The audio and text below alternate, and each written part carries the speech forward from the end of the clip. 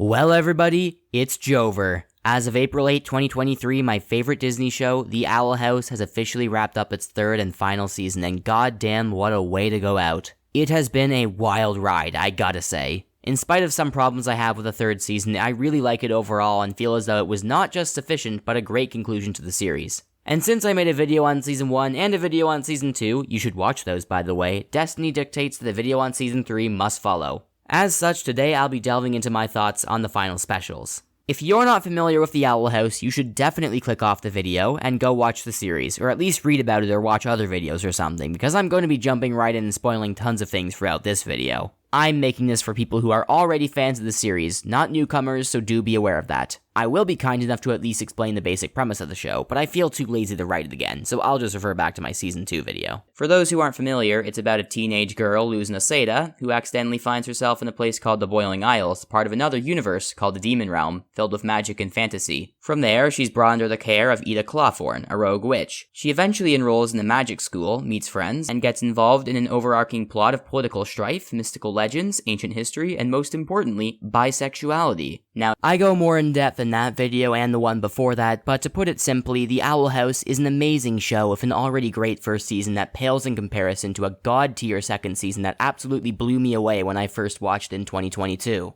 The show was on track to go out with an unfiltered creative vision and a brilliant completed story just as showrunner Dana Terrace and her crew intended. Haha, no. If you're Owl House fans like me, you know what happened. Because we apparently can't have nice things in this world, someone at Disney decided that all of a sudden the Owl House didn't fit the company's brand anymore, meaning it would only be renewed for 3 extended specials instead of a proper third season. There's tons of speculation as to why Disney actually made that decision, and plenty believe it has to do with homes and being afraid of them, if you catch my drift. Regardless, the shortening of the series really messed with, well, basically everything. The crew was forced to cram as many of their remaining story ideas as they could into under 2.5 hours worth of content. They were stuck between a rock and a hard place, because if they included too much, the final season would feel bloated, and if they included too little, it would feel woefully incomplete. And either way, the story they wanted to tell could be seriously muddled. There were significant concerns within the fanbase that an otherwise incredible series could have received a horrifically fumbled ending, and it wouldn't even have been avoidable. That being said, Dana and her crew did everything they could to keep moving forward and finish the story as strongly as they could.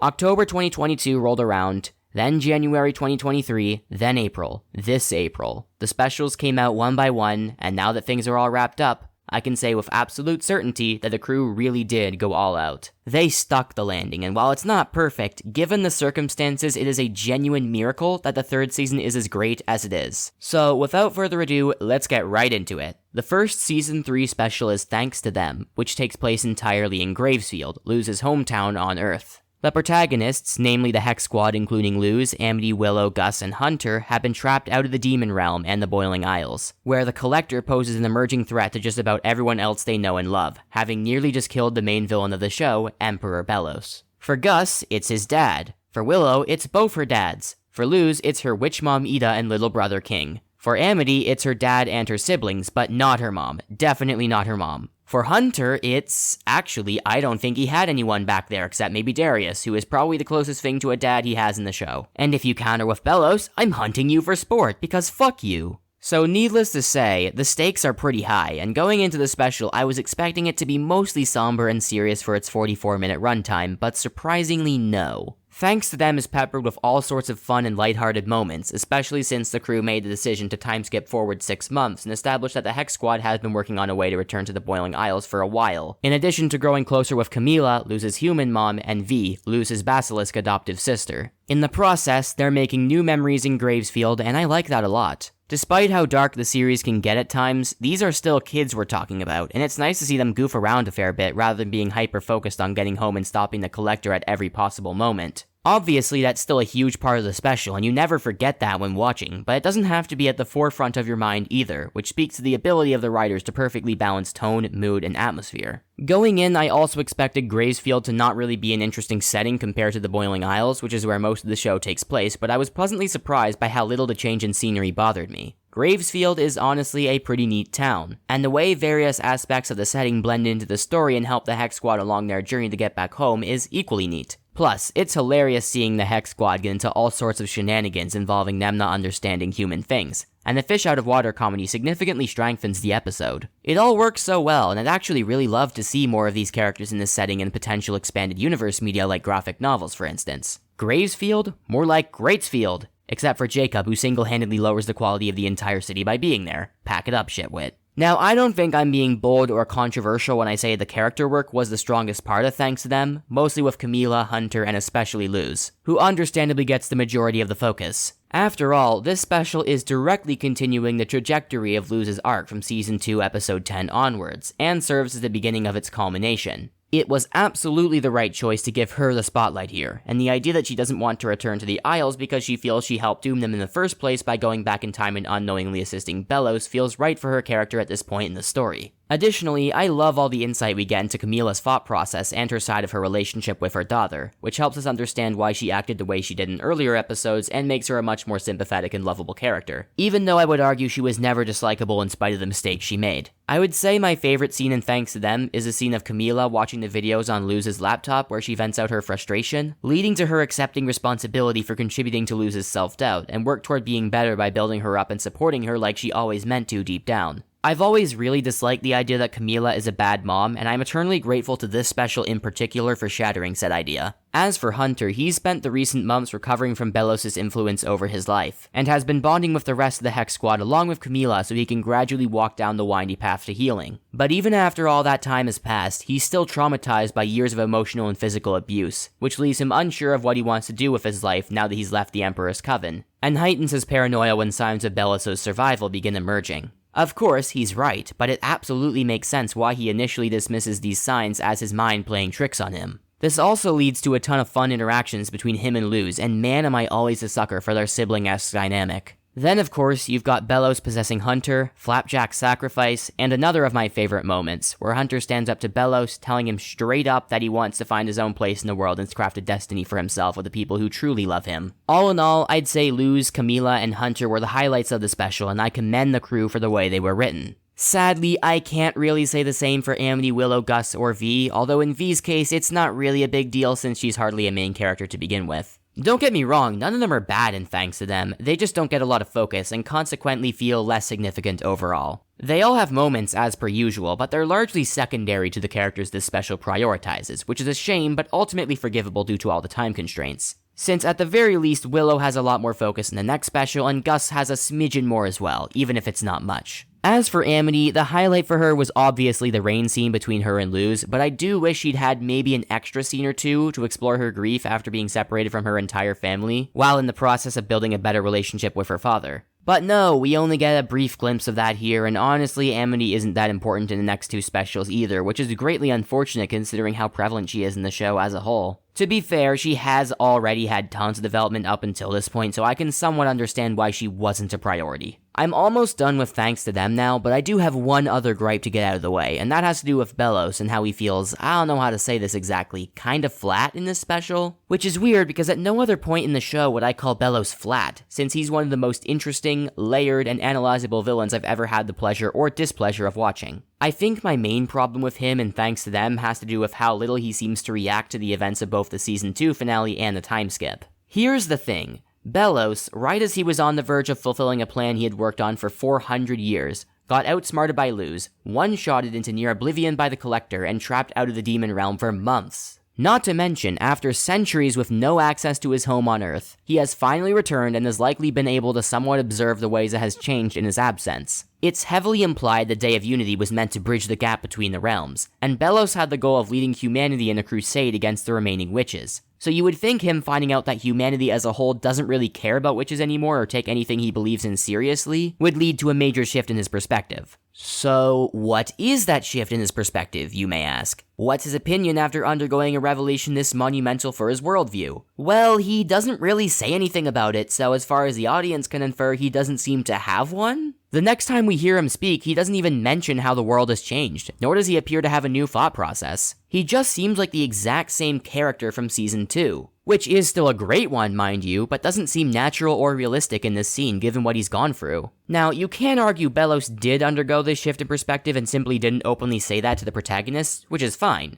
I certainly wouldn't disagree with you, since what he does later in the other two specials implies that he revised his plan and decided to wipe out the Boiling Isles himself after realizing no other humans would join him on this crusade. That does make sense and is believable for his character, but the problem for me is that this isn't really communicated as well to the audience as it could be. Belos wouldn't have to say anything about this paradigm shift to the Hex Squad, but one or two earlier scenes from his perspective where he learns about the current state of humanity and reflects on it in his mind, perhaps with some manifestation of his brother Caleb's spirit taunting him about how his delusions of grandeur are futile, would have done the trick just fine. There are scenes from his perspective in For the Future, so why not here? Hell, I'd argue more focus on Belos would have been preferable in this special, since it would have made him more interesting in a special where he's otherwise at his weakest from a writing standpoint. That's really the only major issue I have with Thanks to Them though, and with that, it's about time we move on to the second special, For the Future. Now, this one I'm pretty mixed on. Right off the bat, I should clarify that I'm not saying the special is bad or even mediocre. Oh no, it's very good overall. It just has a fair amount of flaws and feels like the least focused of the three specials by a long shot. This one follows the protagonist finally returning to the Boiling Isles, reuniting with some of their friends, and figuring out how to stop both Belos and the Collector. It also shows us what's been going on with characters like Ida, King, Lilith, and Hootie, and what the Collector has been doing with the Boiling Isles. And now that the Collector has been mentioned, I think I'm going to use that as a segue to talk about them, because they're easily one of the best parts of the special. I absolutely adore their childlike personality and their sheer obliviousness to just how much pain they're causing, and I especially love their dynamic with King. As a lot of other people have pointed out, the Collector feels like a very different character compared to how they were in Season 2, in the sense that then they came off as much more malicious, and now seem to just be a chaotic neutral force whose only true desires are to have fun, be loved, and have friends. I personally believe the Collector shaped their personality around Belos when he was the only one who would talk to them, adapting some of Belos' more creepy, sinister attitude, and that their true personality came through much more when they befriended King and had the freedom to express themselves out in the open. Granted, this probably could have been communicated to the audience a little bit better to clear up confusion, but the subtext works well enough here and it's not nearly as egregious as the issue I described earlier with Belos.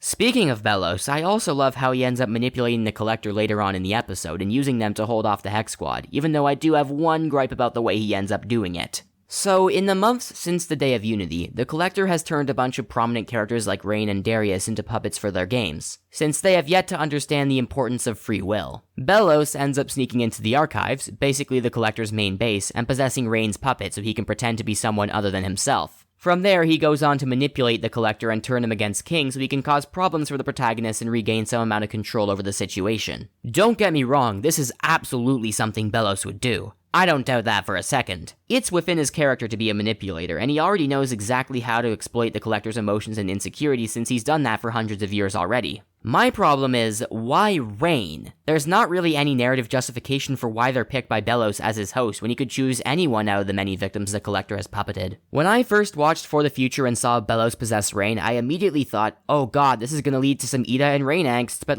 no. It doesn't lead to anything in this special, or even the next one for that matter. Belos doesn't even tell Ida he's holding Rain hostage during the final battle, when he has the perfect opportunity to taunt her and lower her morale even further, especially considering she already thinks Luz is dead at this point. That would justify why he chose them as a host. Belos is a master planner and could absolutely figure out possessing Rain would give him leverage over Ida, but when he does have that leverage, he just doesn't use it. At all. What makes this even more frustrating is that in the next special, Rain actively fights back against Belos and almost stops him from fulfilling his plan, and Belos even outright acknowledges how powerful they are and how much of a hindrance their struggling is to him.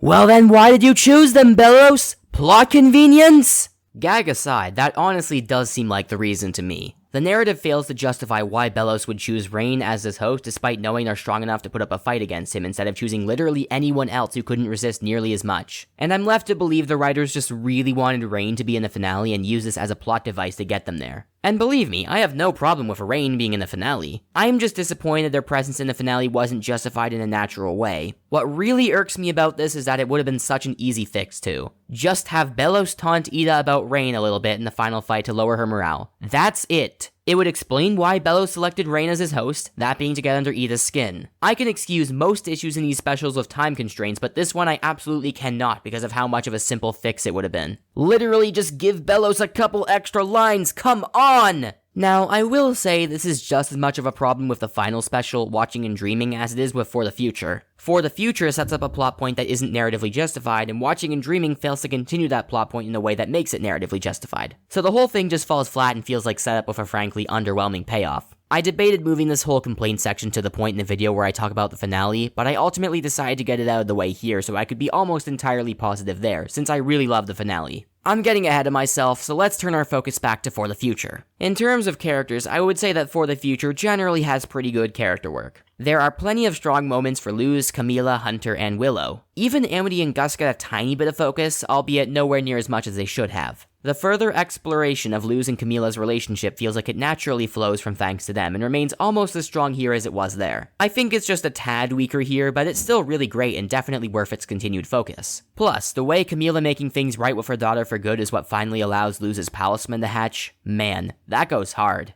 And it helps that Stringbean is an adorable little scrunkla who I would defend with the might of 1,000 soldiers. This special is arguably the culmination of Luz's arc from the beginning of the series, not just from Hollow Mind onward. And boy does it do her justice. She's one of my favorite characters in the show, as well as one of my favorite central protagonists of all time, and For the Future only serves to further cement my position. It's kind of impossible to talk about Hunter and Willow's character work in this special separately, because this might as well be the episode that more or less confirms Huntlow as a couple. Gus was there also. It's genuinely hard to tell sometimes. God, he deserves so much more. Hashtag release the Gus Cutter, so help me God! Anyway, back to the non-aggressively sidelined characters. Essentially, Hunter is angry, scared, and standoffish as a direct result of losing Flapjack, and Willow is stressed about how he's feeling and about her lack of control over the situation as a whole. Since Willow has grown a lot as a character over the course of the show and is arguably the most responsible Hex Squad member, she feels like it's her duty to keep her friends safe and happy, especially Hunter considering everything he's gone through. Gus also wants to help out, although again his perspective isn't delved into nearly as much as Willow's. Hunter knows and appreciates his friends, but isn't in the right headspace to properly voice those thoughts yet, which makes them even more stressed. This all culminates in Willow having a breakdown and losing control of her powers after being attacked by Basha. Yeah, fucking Basha is in this special, we'll get to that. Anyway, Hunter and Gus manage to get through to Willow and bring her back to reality, and Hunter tells her just how much she means to him, while also discovering that he has absorbed Flapjack's teleportation powers in the process in tandem with this point of development for his character. That shit is neat as hell, let me tell you. Again, For the Future is basically the Huntlow episode. They never actually confess to each other or kiss or anything like that, but they do hold hands and you can tell how much they care about each other through their actions and dialogue alone. As for Ida, King, and Lilith, I thought they were mostly handled well in this special, even though they don't really have that much to do, with the exception of King, who is trying to reason with the Collector throughout the episode. I do think it's a bit unfortunate that Ida and King were reunited so quickly after the finale of Season 2. For the viewers, I mean. Obviously, for the characters, it's very fortunate. I just think maybe it would make the reunion with Luz in the next special hit even harder if all 3 core members of the Owl family were separated for months, rather than 2 of them being separated from the 3rd. There's a really awesome scene at the beginning of For the Future where Ida attacks the Collector and the 2 of them fight over King, and the episode cuts to the Hex Squad after that and we're left shaken from an instant and effective hook. I think it would be better if it was played at the beginning of Thanks to Them to build more suspense, but it still works well. And sadly, the impact of the scene kind of loses its weight once you find out Ida and King aren't separated and are in fact able to talk face to face on a regular basis.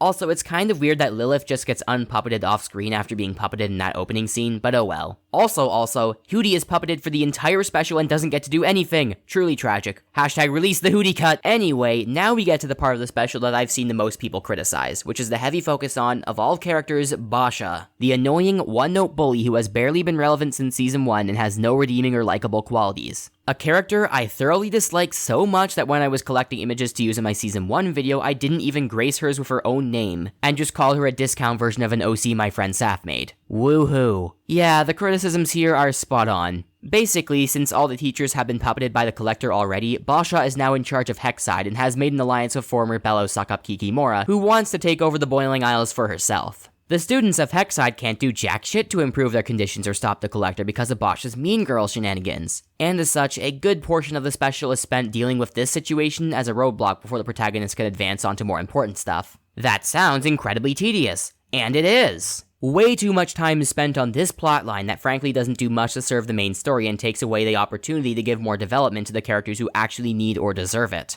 Some more focus on Amity or Gus would be great. Hell, even some more focus on Ida or Lilith would be nice, but not fucking Basha, whose significant presence in the episode barely does anything to serve its plot or characters. She does help advance Willow's development by contributing to her stress at one point, but Willow's stress could still very easily be a plot point without Basha's involvement, since most of it comes from the overall situation at hand and not from any specific person. It's not even like Basha has a good or compelling arc of her own. Her arc is basically that she misses Amity being part of her friend group and also misses her Grudgeby teammates who got puppeted by the Collector. And thus she wants to feel in control of things again, hence why she allied with Kikimora, and then the culmination of her arc is Amity telling her, hey, I get it, but maybe you shouldn't ally with an unhinged imperialist who's willing to kill us all so she can rule over the Boiling Isles and remake it in her own image. And Basha being like, oh, shit. It's remarkably simple and unengaging, and it doesn't even make me like Basha, because choosing not to be allied with Kiki anymore is the absolute bare minimum standard of morality she has to achieve to not be a completely irredeemable piece of shit. That doesn't make her a kind person or redeemed, it just makes her marginally less bad than she could be. This whole subplot just feels like such a waste of time when there's already so little time left to wrap up the journeys of much more important characters and arcs. It'd be a fine mini-arc for a full Season 3, but if I'm being brutally honest, it should not be here in the shortened version we have. And the fact that it is here is unfortunately a major fumble on behalf of the team.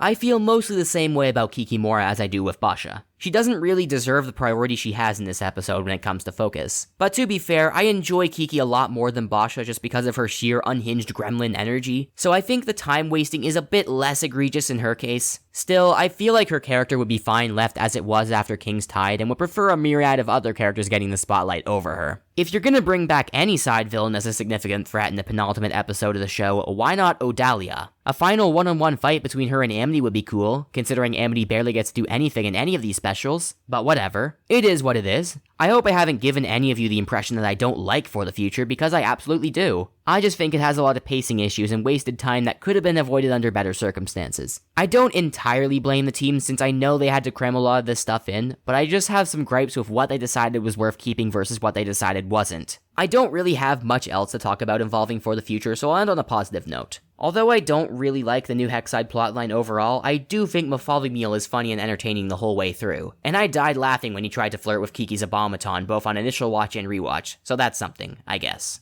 Anyway, moving on to the third and final special, Watching and Dreaming, which also serves as the last episode of the entire show. This is where the story of the series comes to a close, outside of any potential expanded universe material we may get in the future. From the onset of Disney's axing of the third season, pulling this off was bound to be a difficult task, and I had many concerns before the finale came out that the ending would be massively fumbled and end up unsatisfying as a result, maybe even outright bad. Thankfully, while I don't think the special is perfect, I do feel as though the team behind the show tried their best to deliver the fans a conclusion that hits hard and finishes the journey of these characters you've grown to love in a good way. Watching and Dreaming is ultimately really good, and it's actually impressive that it is, considering the cards the writers were dealt. First of all, unlike the last special, this one is laser focused. There are two goals the characters, and by the characters I mean Luz, Ida, and King, have to fulfill throughout these final 55 minutes. Talk some sense into the Collector and take down Belos. Both of these goals end up completed, the first within the first 20 or so minutes, and the second within the rest of the episode. At no point does it feel like any time is being wasted, in stark contrast with For the Future, which feels like it's wasting its time a hell of a lot for reasons I've already highlighted. As a consequence of this finale's hyper-focus on its goals, however, there are plenty of characters who don't really get to do anything because they aren't written into the completion of said goals. If you went into this special wanting specifically to see the Hex Squad in action, fuck you. Because they're puppeted for most of the runtime, and when they're not puppeted, they're still off to the sidelines. Granted, I do prefer this to what the finale would be like if it had to balance its focus between Luz, Ida, King, and the Collector, and also Belos and all the Hex Squad members, because the alternative would likely be a cluttered and overwhelming mess. I appreciate Watching and Dreaming's dedication to get to the point and draw the series to an end in a tightly written manner. The Hex Squad doing basically nothing wouldn't be nearly as unsatisfying if they were all more developed and had their characters sent off better in the previous specials. I think Hunter and Willow were developed well enough for me to not really mind their lack of focus here, but as I've mentioned before, the same just does not apply to Amity and Gus. Not to mention, there are so many characters who are at least quasi-important back in Season 2, like Darius and Alador, and even as far back as Season 1, like Principal Bump, who not only have no lines in this episode, but also have no lines in the entire season. Like, damn, that's just kinda sad. I imagine if it weren't for time constraints, they actually would have played more significant roles, but sadly Disney cannot let us have nice things. Hashtag release the Darius cut. Hashtag release the Alador cut. Hashtag release the Bump cut. Hashtag release the Eberwolf cut. Hashtag release the Lilith cut. Okay, I'm getting off track. Back to the actual episode at hand. So right off the bat, the Collector continues being an excellent character in this episode, and I also think this is the one that officially got me hooked on their character. Don't get me wrong, they were entertaining in For the Future and before that, but I really like how they explore the loneliness and isolation they feel after having no one but a manipulative dictatorial scumbag to call their friend for 400 years. And having been seemingly abandoned by their own kind, the Archivists, even longer ago. It does kinda suck that outside of this brief backstory mentioned in the Collector's dialogue, we don't really know anything about the Archivists, but that's definitely a consequence of the show being shortened, and I imagine the team will be more than willing to make supplementary material like lore books, for example, that will delve into them and their history better. In any case, we still get enough information on the Archivists to feel for the Collector, who truly turns out to never have actually been a malicious force, but rather someone who is in the wrong place at the wrong time, as we later come to learn the Titan, King's dad, mistook them as another Archivist and trapped them, since the Titans and Archivists were at war. They never got the chance to grow up and mature like a normal child would. And the fact that they're only able to be stopped because Luz finally extends to them the empathy and understanding they needed all their life is just mwah, chef's kiss. My favorite moment with them has to be when they try to extend the same empathy and forgiveness to Belos as Luz did to them, and even though it is pretty funny how Belos immediately rejects this gesture and tries to assassinate them, it's nice how Luz rescues them and tells them they did well and tried their best. Because yeah, they did, even if they were being a little naive. It's also incredibly fucked up that the Collector had to learn grief by experiencing it for the first time when Luz quote-unquote dies. Yeah, she comes back and all, but it isn't the Collector who brings her back, and they still learn that they aren't able to just fix people like toys as they previously assumed. So overall, this special really got me attached to the Collector as a character, not just on an entertainment level, but on an emotional one as well. Since we're already focused on antagonists, I'll move on to talking about Belos, who I also thought was handled excellently in this episode, save for the issue I mentioned earlier with him possessing Rain, which is not solved in the slightest by this episode when it easily could have been. Seriously, just have him taunt Ida, is that so hard? Also, one more small gripe.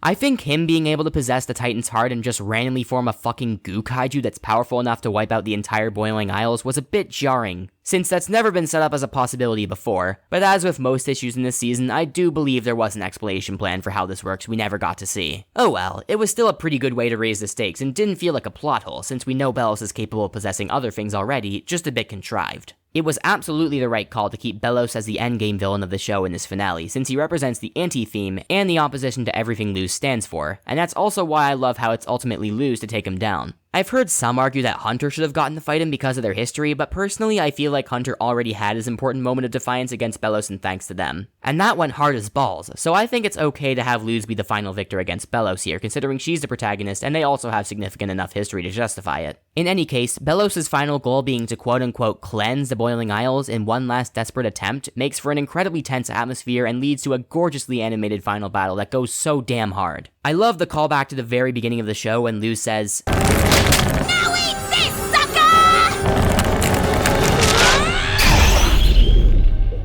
But I especially love the final scene just before Belos' death, when he tries to manipulate her one more time, only for her to stand defiantly and watch as the acid rain slowly eats away at what's left of his soul. And then he gets stomped to oblivion by Ida, King, and Rain, which is just hilarious. In my opinion, Belos' death on a thematic level is perfect. For countless years, he's built an image around himself as a grand, noble ruler, crusading against destructive and violent wild magic. But now, that facade has been stripped away, and he has nothing left but his true colors as a pathetic, bigoted old man who refuses to change with the world around him. That's why I'm so glad he didn't go out epically. He didn't deserve it. He's a pitiful person, and once he lost all the respect and dignity he had manipulated and schemed his way into getting in the first place, there was nothing left but the rotten core. And of course, when you're finished eating an apple, what do you do with that rotten core? You throw it away, unceremoniously, and without fanfare. Simple as that. From a writing perspective, Belos is one of my favorite villains of all time, but from an in-universe perspective, he's just like a rotten apple core, and due to that fact, I could not be more satisfied with how he went out. I'm also really glad the core trio of the Owl House that defined its early episodes and remained integral to the show for the rest of its length, that being Luz, Ida, and King, was such a heavy focus of watching and dreaming. I wouldn't say they get any new development, but that's fine in my eyes since Luz has been developed heavily in the last two specials already and throughout the entire show. And Ida and King's arcs have more or less already culminated in Season 2. There isn't that much more to do with these characters, especially with such a crammed third season. So it's just nice to see them coming together one last time for a desperate stand against Belos, and to see them fight side by side like in the very beginning. Everyone and their mother has been saying this already, but the design of Luz's Titan form is awesome. And I also really like the Titan she meets in the in-between, even though we don't get to see or hear much from him. My friend Lobato told me he gives off Major Sand's Undertale energy, and I honestly think that alone is enough to make him a certified epic character. Additionally, it was cool to see Rain get in on the action a little bit since they don't really have that much time to shine in the show as a whole, even though their presence in the finale feels a bit contrived due to the lack of logic behind Bellows choosing them as a possession host. Nevertheless, their presence is by all means welcome.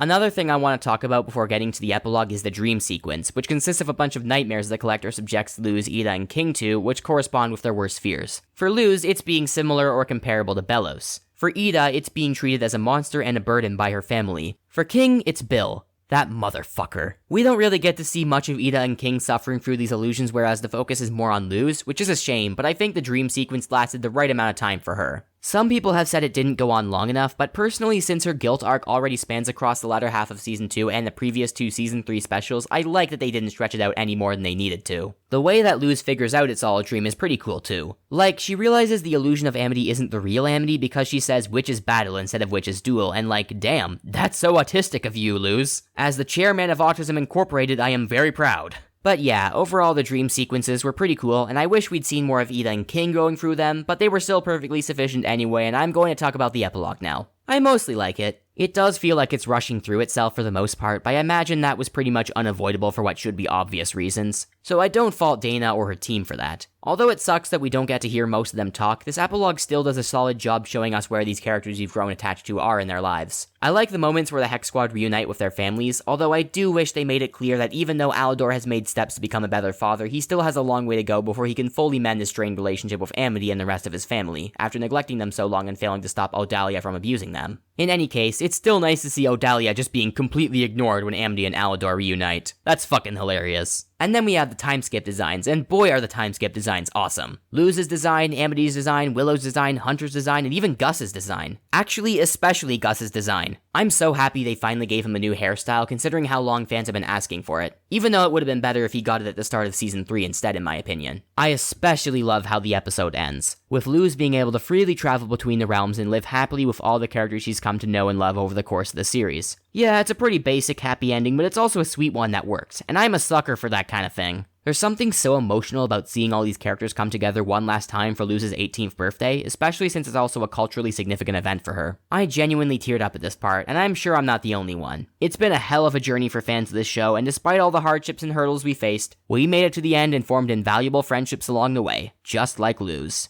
And that's it. That's the Owl House, and man, what a fucking conclusion. While it does have its fair share of problems, I'm genuinely astonished that the final season turned out this great considering the awful hand the team was dealt by Disney. Obviously, I'm still pissed that we didn't get a full version of Season 3, as that would have been better paced, more well-structured, and more satisfying across the board, but what we did end up getting was still a more than authentic ending to a series that truly deserved it after everything. I'm not sure if I'd call this my favorite show anymore, since Mob Psycho 100 and Breaking Bad definitely serve as competition, but it is nonetheless my favorite show under Disney's umbrella, and it has left a unique impression on me that no other show has. I'd once again like to thank Dana and her team for everything. From the very beginning, they crafted this show with every ounce of their love and passion, and even though it's not perfect, it is beautiful to so many people, including myself, even in its imperfection. One might even call it beautifully imperfect. Almost like that's the title of the video or something. Anyway, thanks for watching. I'm now off to manufacture an entire complete version of Season 3 entirely in my mind. See you next time, folks.